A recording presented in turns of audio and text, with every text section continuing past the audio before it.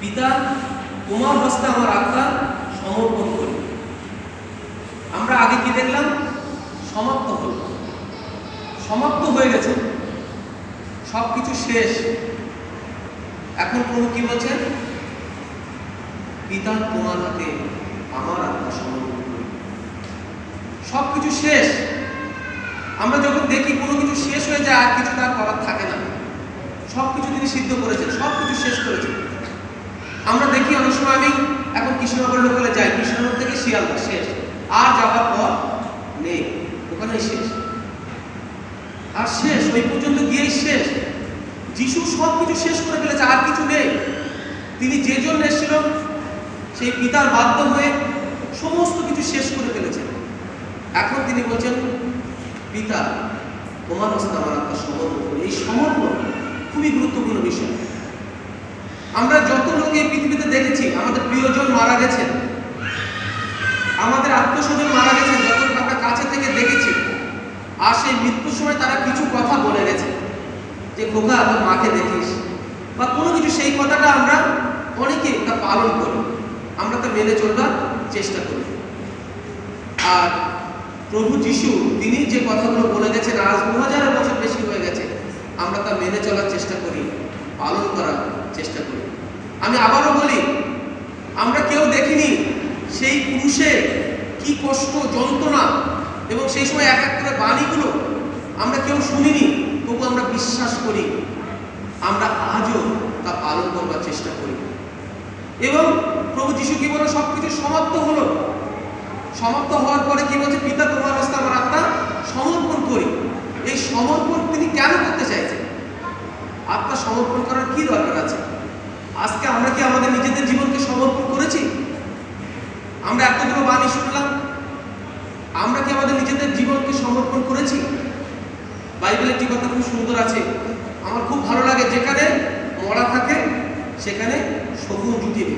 যেখানে মরা থাকে সেখানে শকুন জুটিবে। যদি মরা না যায়, তাহলে সেখানে শকুন আসবে না। নদীর ধারে যখন একটা গরু মরা পড়ে থাকে, কেউ সংবাদ দিতে হয় না, শকুন সেখানে চলে আসে, এবং শকুন যখন তার পিঠে গিয়ে বসবে, আর সেই মরা গরুটি যদি লেজ বাড়ি মারে বা লেজের ঝামটা দেয়, তাহলে সে এখনো মরেনি। শকুন মরা ভেবেছিল, কিন্তু সে এখনো মরেনি। আজকে আমরা যত লোক খ্রিস্ট বিশ্বাসী ভাই বোনেরা আছি, যাদেরকে আমাদের বাপ্তিস্ম হয়েছে, তার মানে প্রভুর সঙ্গে আমরা নিমজ্জিত হয়েছি জলে, আমরা মারা গেছি। যদি এখন আমরা লেজের ঝাপটা দিই, তার মানে আমরা এখনো মারা যাইনি, এখন আমরা মারা যাইনি।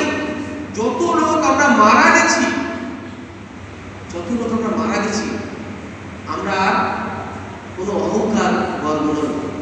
পৌল সেই জন্য কথা বলছে, যে শৌল ছিল কঠিন, দুর্দান্ত, খ্রিস্টের তাড়নাকারী, আর সে কি যখন খ্রিস্টকে গ্রহণ করলো, সে পৌল হলো, নরম, শান্ত হলো।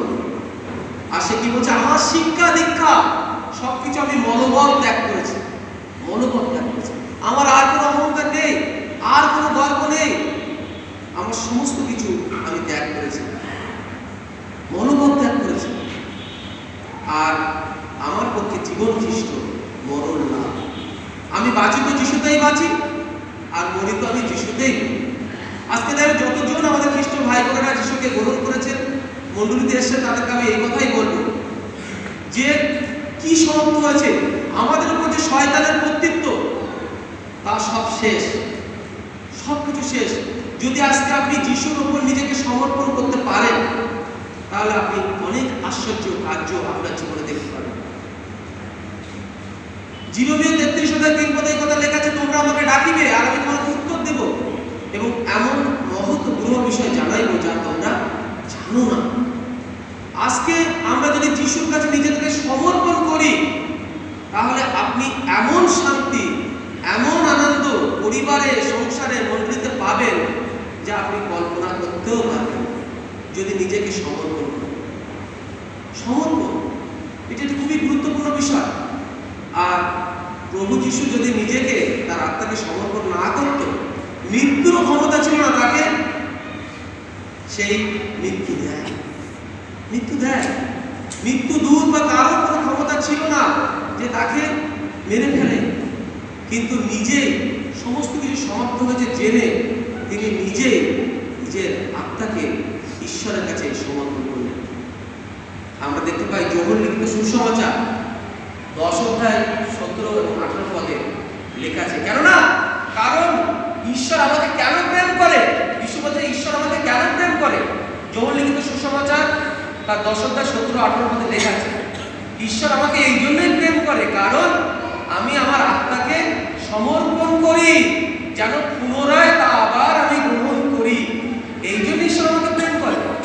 আর আমার আত্মা কেউ হরণ করতে পারে না, কেউ কেড়ে নিতে পারে না। আমি আমার আত্মাকে আমি দিতে পারি, আবার আমি সমর্পণ করতে পারি, আবার আমি গ্রহণ করতে পারি। কেউ আমাকে মারতে পারে না। প্রভু যিশুকে কেউ মারতে পারে না। শয়তান খুব আনন্দ করছিল যে আমি যিশুকে মেরে ফেলছি, না না, কেউ তাকে মারতে পারে না। সে নিজেই নিজের জীবনকে, নিজের আত্মাকে সমর্পণ করেছে। আমি অনেক বছর ক্যাম্পাস ক্রুসেড ফর ক্রাইস্ট আমি কাজ করেছি, আর সেখানে আমরা গ্রামে গঞ্জে গিয়ে আমরা যিশু খ্রিস্টের সিনেমা দেখাতাম, জিসাস ফিল্ম। আর আমি তার কোঅর্ডিনেটর বা সুপারভাইজার ছিলাম, আর আমাদের ভাইরা দেখাতো, আর আমরা দেখতাম সেই গ্রামগঞ্জে গিয়ে যখন যিশু খ্রিস্টের সিনেমা দেখানো হতো, যিশুর জীবন কাহিনী, আর যিশু যখন মারা গেল লোকেরা দুঃখিত হলো, পেরেক দিয়ে মারছে, অনেকে উঠে চলে যাচ্ছে, সহ্য করতে পারছে না তার দুঃখ কষ্ট। এবং যখন তাকে সমাধিস্থ করা হলো, আর তারা কি ভাবলো, সবকিছু সমাপ্ত হয়ে গেল। আমরা কোনো সিনেমা দেখি যখন নায়ক মারা গেল মানে শেষ, সমাপ্ত মানে শেষ, লোকজন সব উঠে চলে যাচ্ছে। হঠাৎ আবার কি দেখা গেল, পাথরখানা সরে যাচ্ছে, যিশু কবর থেকে বার হয়ে আসছে। যে আমাদের যিশুর কাছে সেই শক্তি আছে যে তাকে মৃত্যুকে সমর্পণ করা, আত্মাকে সমর্পণ করা, আবার ফিরিয়ে আনা। পুরুষের উপর তিনি সমর্পণ করেছিলেন, তিনি মারা গিয়েছিলেন, আবার তিনি আত্মাকে ফিরিয়ে আনবার ক্ষমতা আছে, তার কাছে সমস্ত ক্ষমতা আছে। আবার লোকেরা ফিরে আসছে, এখনো কিছু বাকি আছে। সেই জন্য আপনি কখনো ভাববেন না আপনার জীবনের এখানে শেষ। আপনার মেয়ে ফেল করেছে, আপনার মেয়ে অন্য কিছু করেছে, কোনো বিপদে সেটা শেষ নয়, সেটা এখন শুরু। প্রভু যিশুর কাছে শুরু। আপনার হয়তো আগমন দুরারোগ্য ব্যাধি হয়েছে, আপনি ভাবছেন আমার শেষ, আমার অর্থ শেষ, সব শেষ, কিন্তু সেটা শেষ নয়, সেটা শুরু। আমি একটি কথা খুব বিশ্বাস করি বাইবেলে, একদম আদি পুস্তকের শুরুটা, যে আদিতে বাক্য ছিলেন, বাক্য ঈশ্বরের কাছে ছিলেন, এবং বাক্য, আমি ভুল বললাম, আদিতে পৃথিবী ঘোর শূন্য ছিল এবং ঈশ্বরের আত্মা অন্ধকার জলদের উপরে ছিল। আদিতে পৃথিবী ঘোর এবং শূন্য ছিল, শূন্য ছিল, আর ঈশ্বর শূন্য থেকে সবকিছু সৃষ্টি করেছে। আর আমি যেটা বলতে চাইছিলাম, আদিতে বাক্য ছিলেন, বাক্য ঈশ্বরের কাছে ছিলেন, বাক্য ঈশ্বর ছিলেন, যোহন লিখিত সুসমাচার তার প্রথম অধ্যায়। আর এই যে শূন্য থেকে ঈশ্বর সবকিছু সৃষ্টি করেছে, শূন্য থেকে। তাই আজকে আমি এই কথা বলবো, আপনি নিজেকে যত শূন্য করবেন, ঈশ্বর আপনাকে তত পূর্ণ করবে। আর আপনি যদি দেখা হয় কার সাথে আপনি কেমন আছেন, একই রকম, আপনি কখনো একই রকম থাকতে পারবেন না। হয় আপনার উত্থান হবে, না হলে পতন হবে। একমাত্র ঈশ্বর এক অদ্বিতীয়, ঈশ্বর একই রকম থাকতে পারে, মানুষরা কখনো একই রকম থাকতে পারে না। আপনার পরিবারের সমস্যা আসতে পারে, দুঃখ আসতে পারে, যিশুর শিষ্যরা এই একই কথা বলছে, আমরা অন্যদের মতো সুখ দুঃখভোগী মানুষ। আমাদের জীবনে সুখ আসতে পারে, দুঃখ আসতে পারে, আমাদের জীবনে অভাব আসতে পারে, কারণ আসতে পারে, কিন্তু কোনো কিছুই আমাদের ঈশ্বরের প্রেম থেকে পৃথক করতে পারবে না। যদি আমরা নিজেদের জীবনকে যিশুর হাতে সমর্পণ করি, তাহলে তিনি মৃত্যুকে জয় করে উঠেছেন, তিনি আমাদেরকেও জয় করে উঠবেন। তিনি বেঁচেছেন, আমাদেরকেও বাঁচাবেন। তিনি আত্মাকে সমর্পণ করেছিলেন, আর আমরাও যদি সমর্পণ করি, আমাদের আবার সেই আত্মাকে দিয়ে দেবেন। এই জন্য জিহুদি মায়েরা বিশেষ করে একটি প্রার্থনা প্রতিদিন তাদের সন্তানদের শেখায়, রাত্রে ঘুমাতে যাওয়ার সময় যে সন্তানদের সাথে শেখাতো যে পিতা তোমার কাছে আমার আত্মা সমর্পণ করবে। এই যে সমর্পণ, যে কত শান্তি, কত আনন্দের, তা আপনি বুঝতে পারবেন যখন আপনি আপনার আত্মাকে গৌর হাতে দেবেন, সমর্পণ করবেন।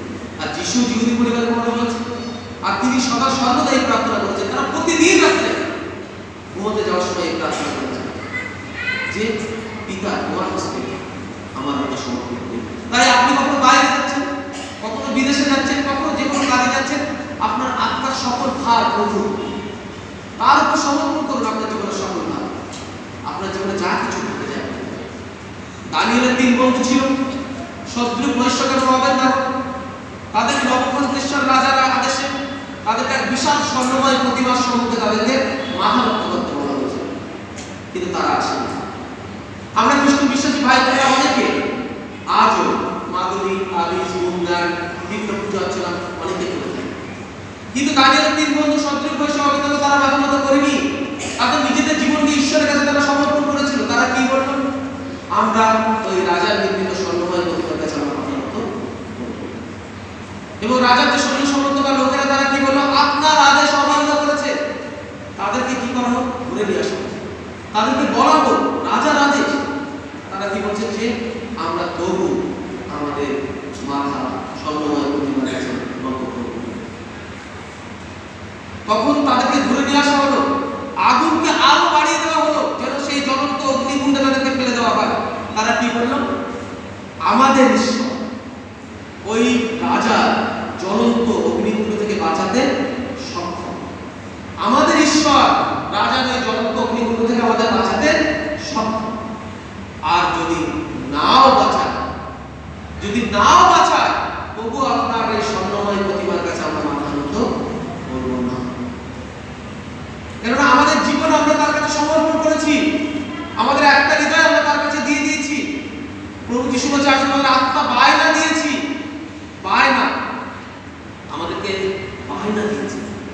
আমরা আর অন্য কারো হতে পারি না, আমরা শুধু প্রভু যিশু, আমরা তাকে সমর্পণ করেছি আমাদের নিজেদের জীবন, আমরা অন্য কারো আর হতে পারি না। আর যদি আমরা নিজেদেরকে সমর্পণ করি, প্রভু যিশু যেভাবে সমর্পণ করেছিল তার নিজের জীবনকে, তার আত্মাকে, আমরাও যদি ঈশ্বরের হাতে রাখি, তাহলে আমরা শান্তিতে, আনন্দে এই পৃথিবীতে এবং ঈশ্বরের কাছে থাকতে পারব। ঈশ্বর তার পবিত্র বাক্যে আমাদের সকলকে আশীর্বাদ